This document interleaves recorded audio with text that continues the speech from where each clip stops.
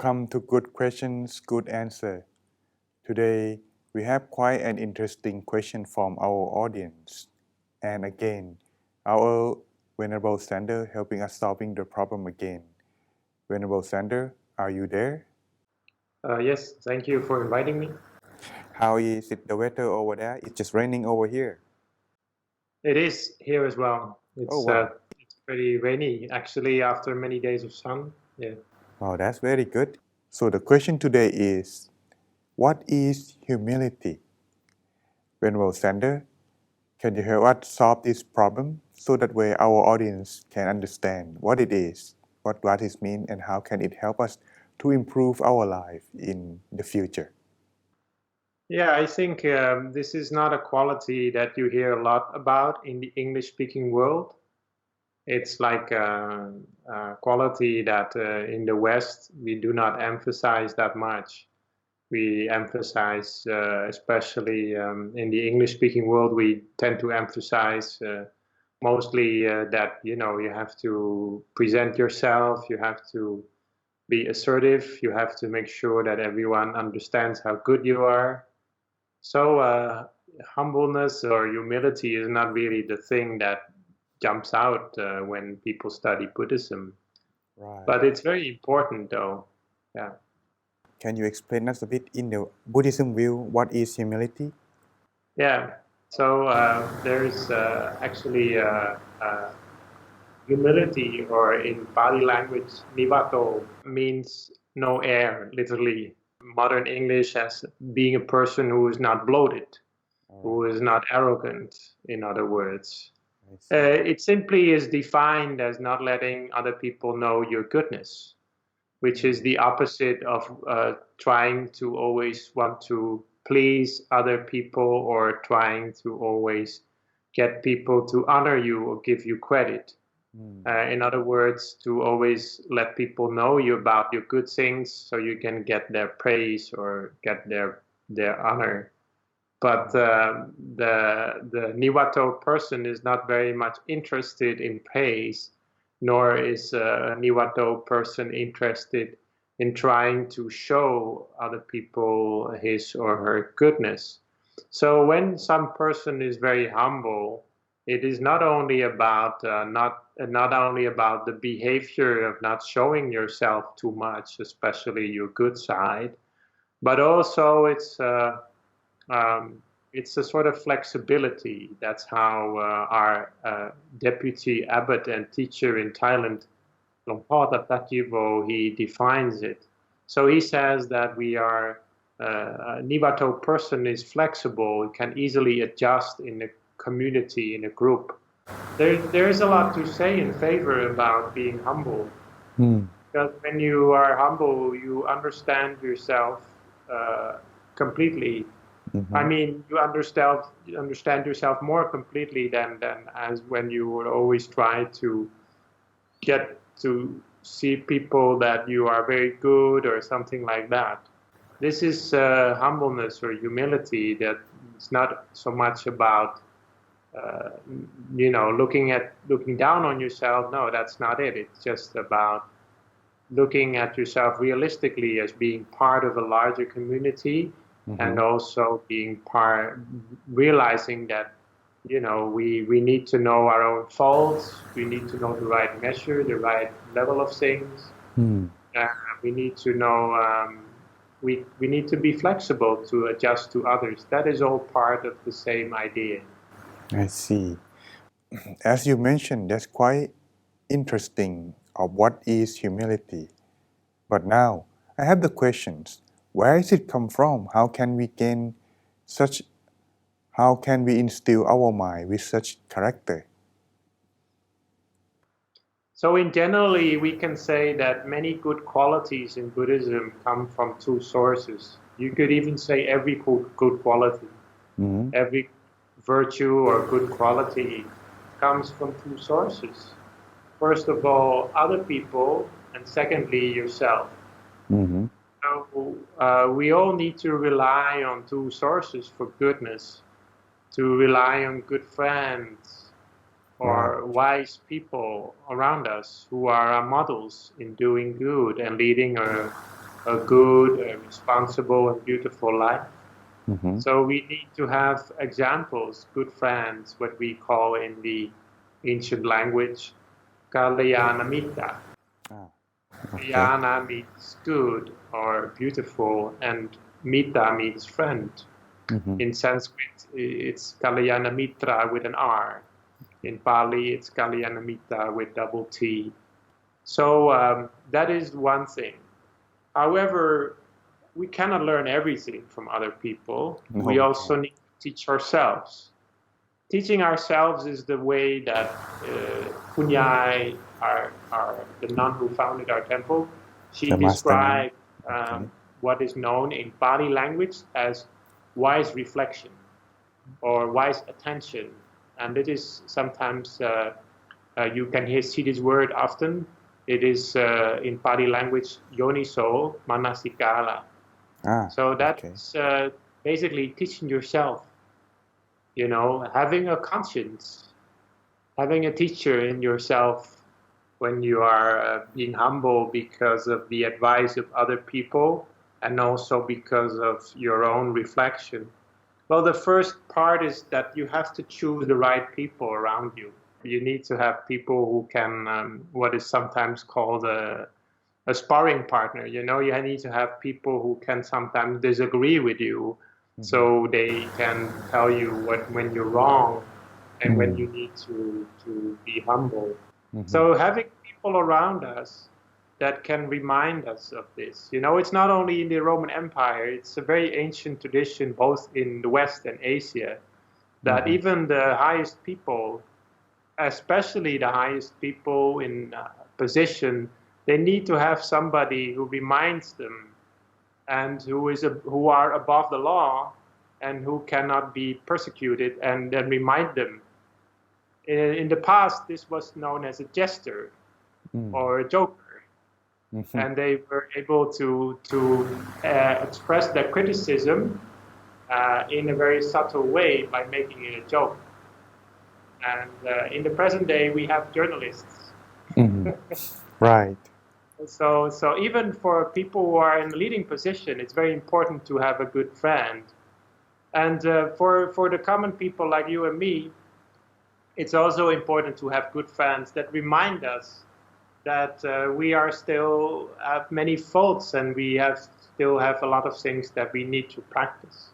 If you know anyone that is still able to advise you and is daring to advise you, then you should really keep that person as a very sacred person, because it's very difficult to find anyone that is willing to criticize us. It's always good to have people around you that can criticize you and give you advice. And it doesn't always have to be criticism, of course. It can also be encouragement to stay on the right path. And that makes us humble, that True. we have somebody who reminds us to be a good person and to be a humble person. From what you mentioned, it's kind of like making us need to reflect on ourselves. But what we need to reflect up on, can you name us? Can you tell us? There's a lot of things we can reflect on to help develop and keep alive our humility. First of all, it's important to know that it's important to look at yourself every now and then, and to really look at yourself and think all the things that you have in your life. All of that we need to reflect on, and we need to think that all of those things, we didn't work for that. In the present, it may have been a fruit of good karma from the past. Okay. But if we forget ourselves, if we have forget that every good thing in our lives comes from the good karma that we once did, and that we do now, right? Suppose you look at somebody who is less educated than yourself. It's very easy to look down on them and think, why didn't you try more to study? And I studied very hard and you were just not paying attention, so you become a stupid person, I'm smart. That is very easy to think like that. But in reality, life is not that easy. And then we become arrogant. But if we think that all the things that we might have or might not have, all those things can disappear, can change all the time, then we will not be so arrogant. Everything depends on the good things that we do now and how that was going to affect our future lives. Right. So we shouldn't be too arrogant about our own accomplishments.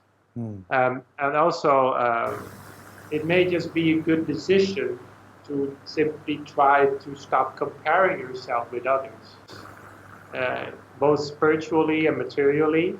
Mm-hmm. It really doesn't really help that much. It creates only negative emotions and unrealistic perceptions. It's better if you want to compare yourself at all, you should compare yourself with yourself. Think about how you were 2 years ago, 3 years ago, and how you have improved, especially spiritually. That's a good thing to do. It's showing what you say, that everything is always change up and down. It's kind of like everything is impermanent, and Right, they are subject to change, and we can't really own anything. Just like the law of three characteristics. right. So this is something that Yeah, we must be stay with it no matter what, since we cannot escape as long as we stay in this world. However, right. before, do you have any example of the such a good character like this that maybe can be inspire our audience to practice humility? We have many examples. One example that is very close to us is Kunai Chan or Chan Panokyung, and Oh. she was a very good example. And Kunai Chan, she was like a very important person of all the things she had accomplished in setting up the culture and setting up the first society that eventually led to the establishment of Wat Padamagaya. Mm-hmm. And even though she was spiritually so accomplished, she was such an advanced meditation master. Mm-hmm. She was always very humble. In Right. fact, if you would met her for the first time and you were not very spiritually sensitive, you might not even have noticed that she was a master. She didn't act like she was like the most important person in the world or something like that. She acted like a very common person, very normal person. Mm-hmm. She would greet to everyone coming to the temple. And Mm-hmm. this was very appreciated by many people. And many people didn't know how important a master she was. So they were just happy that she greeted them. She greeted them so kind and so respectfully. And then later on, when they found out that she was actually a very important meditation master. They very often shocked. In the time when she was still alive, this was a very common thing to happen. So often our teachers have talked about her as being such a great example in humbleness and humility. Oh, can you name of the story that she kind of like making herself become like a good example rather than just telling Yeah, what she did? very often another thing is that very often when she taught other people about the Buddhist teaching, sometimes people didn't respect her as a teacher because they didn't know who she was. And in Thailand, there's always been a lot of prejudice about female teachers. So that's not only in Thailand, of course, same in the West. But anyway, the Kunai for Kunai, this was sometimes an obstacle because people would not respect her for her words. And sometimes this could make some of her students a bit angry, why don't they respect her? But she was just quiet. She said that many of her problems in life she solved by being quiet. Because if we start to fight that people are not respecting us, that is not a fight that we can win. We can only we sometimes have to understand that the way people respect us or don't respect us is not a thing that we always have completely in our control. And the fact is that she was so wise and patient that she could just sit and smile and simply be quiet if people wouldn't listen to her advice. And then later maybe they came back, which was often the case, and they told her, well, you were right. Kunai, she wasn't moved at all. First of all, they didn't respect her. She wasn't moved by that. And then later on, they did respect her. Then she was still not moved by that. She would simply be Kunai. There was no different Kunai if you praised her or criticized her. It was always the same Kunai. So this is the great example. You know, she was very stable and strong in the Dhamma. And that is because of her humbleness or humility. She wouldn't insist on people praising her, or you wouldn't insist on being very dominant or something like that. Well, that's a very inspiring story of her character of humility. However, that also recall me of one of the monk during the time of the Buddha. Could you also tell a little bit story for our audience about this example of venerable monk who was a example of humility? So there was a nun in the time of the Buddha who was known as Venerable Supa. She was actually a very beautiful woman. And by nature, when any person, man or woman, is handsome, is good looking, it may cause people, you know, to be arrogant or to be influenced by other people's words. You know, people praise you as being a handsome person, then you might wanna listen to that or something like that.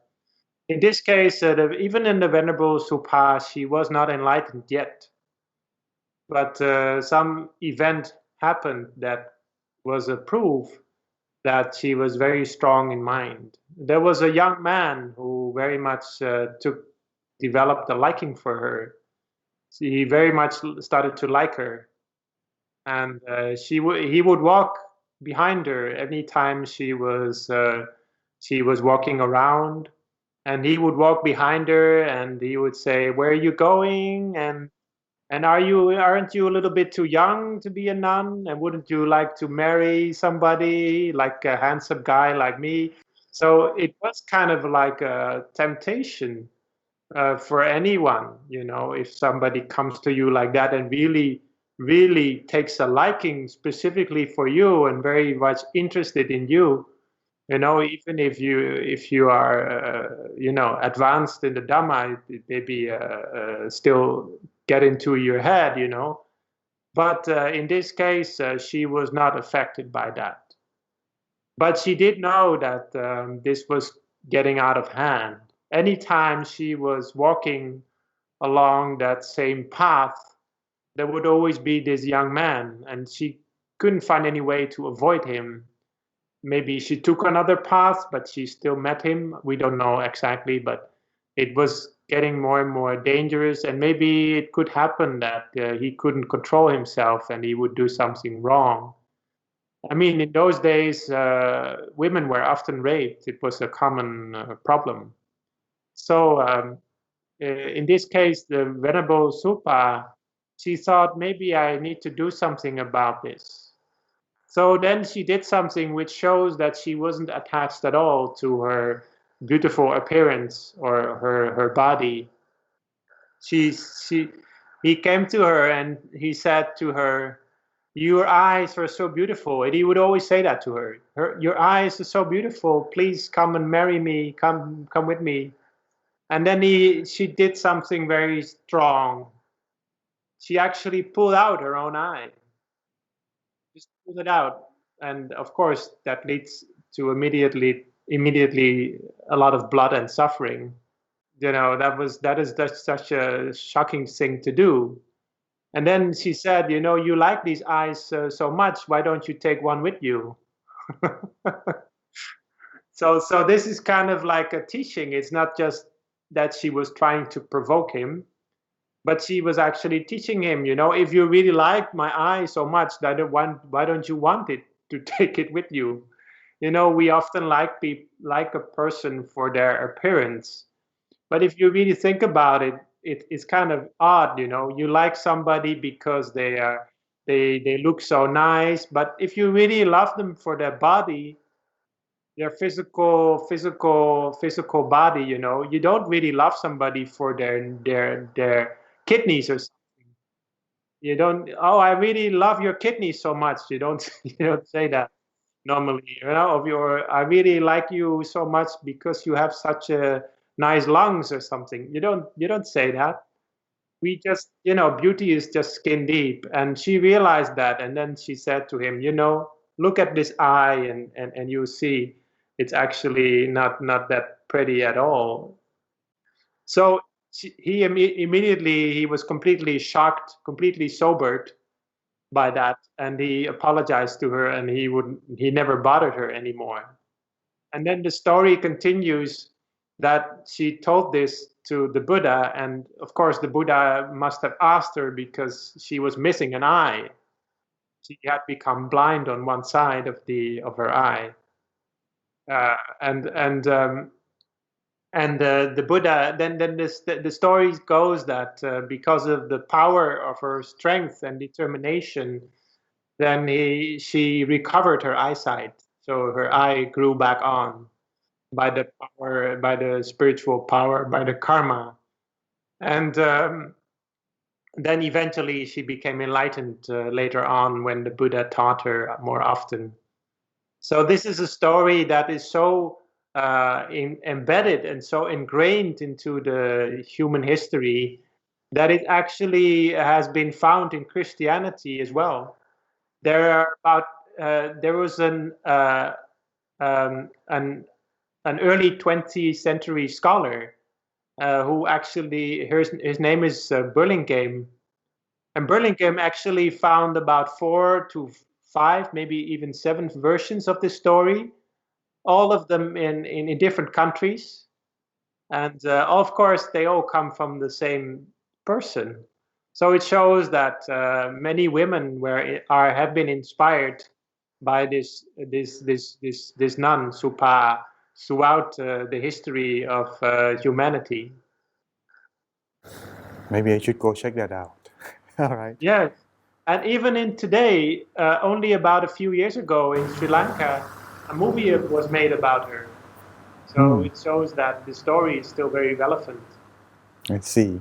As you may see, everyone, that humility is a very great character, and it can help us improve not only just our character but also our soul, our mind too, which also the path Right. to allow us to progress and maybe find enlightenment or even gain higher spirituality in the future as well.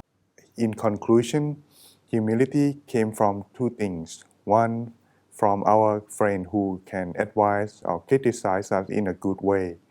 Second, by reflecting upon ourselves and understand that everything in this world are subject to these three character of are subject to the law of nature, which are everything is suffering, everything is impermanence, and nothing that we can really own.